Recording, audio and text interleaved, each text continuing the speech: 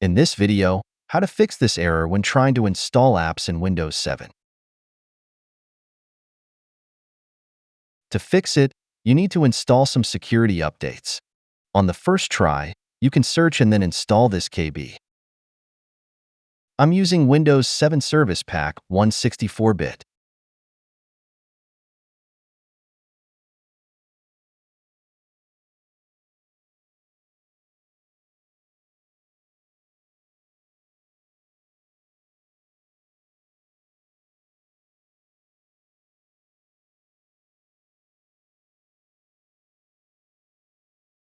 As you can see, the error was gone. In case the first method doesn't work, from the Microsoft Update Catalog website, search then install this KB.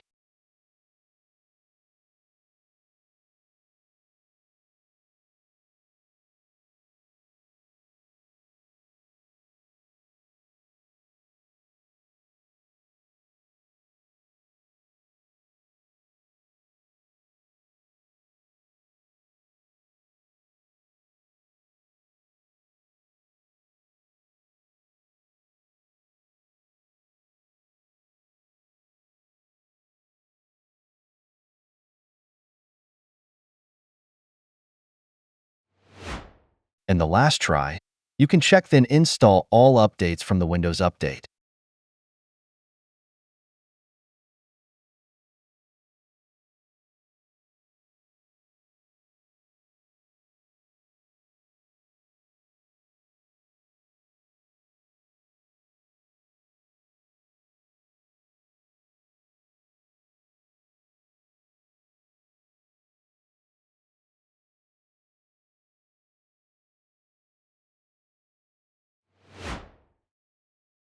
Additionally, many applications no longer support Windows 7, so you may need to download and install an older version of the app that is still compatible.